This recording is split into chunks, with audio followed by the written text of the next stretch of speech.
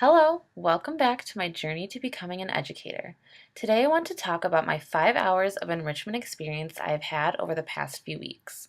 The first hour of enrichment I spent listening to an educator from Finland speak about the Finnish school system.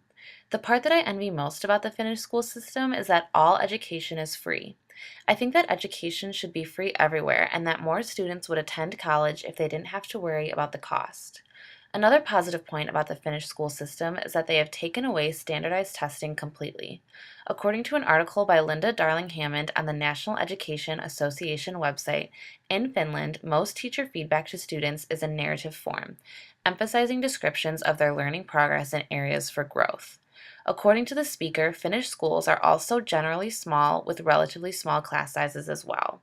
However, one of the downsides to the Finnish school system that the speaker brought up is that the teaching profession is very competitive and only a select few of college graduates who intend on becoming educators actually get into the profession. Overall, the speaker emphasized that Finnish educators focus on student-centered lessons with the teacher as the facilitator, not a lecturer.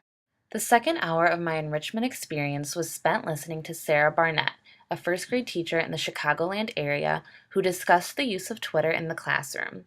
When I went into this presentation, I thought, how is a teacher possibly using Twitter with first graders? Nevertheless, at the end of her presentation, I was so impressed and inspired with her use of Twitter and technology in the classroom. Barnett stressed that Twitter is used for educational purposes to help connect them to other educators and classrooms not only in their school but around the world. She also encouraged students to follow their favorite authors, political leaders, curriculum companies, apps, and digital learning companies on Twitter. Barnett stated that her students love Twitter and that one of the positive aspects of it is that it gives students a voice. Some students may be too shy to share their ideas aloud with the class, but by using Twitter, they are able to use their voice and share their ideas. Teachers can use Twitter as an exit slip as well, by having students send out a tweet after a lesson stating something they learned or enjoyed about the lesson. By pertaining to the 21st century learner in this unique way, students are able to remain engaged and interested in a lesson. In her presentation, Barnett presented a quote that I loved. The quote states, "If students are sharing their work with the world, they want it to be good. But if they are sharing it with teachers, they only want it to be good enough." The last 3 hours of my enrichment experience I spent at the T21 conference held in the ballroom here at Illinois State. I really enjoyed walking around to all of the tables people had set up and seeing what they had to offer. I was incredibly impressed with all of the different ways educators are incorporating technology into the classroom, and it really made me see how passionate people are about attending to the 21st century learner. One gentleman I talked to showed me a website called planbook.com that allows teachers to post their lesson plans online. This could be beneficial for teachers if they have a substitute. That way, the sub can easily access the teacher's lesson plans. Studio Teach also had a table set up, and I always enjoy playing around with everything they have to offer. In addition to smartboards, they had kinetic sand, a 3D printer, buoy chairs, and group work tables set up.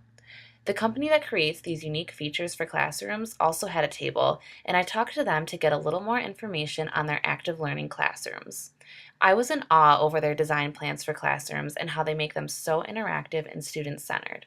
They really place a focus on movement and group work as well as technology in the classroom to create active learning. I feel that 21st century classrooms could all benefit from this new technology to better engage and relate to students. That is all I have for you on my enrichment hours, and I have to say, I walked away from this experience with a greater appreciation for technology in the classroom and a more open mind on classroom structure and planning. Thanks for listening and following me on my journey to becoming an educator.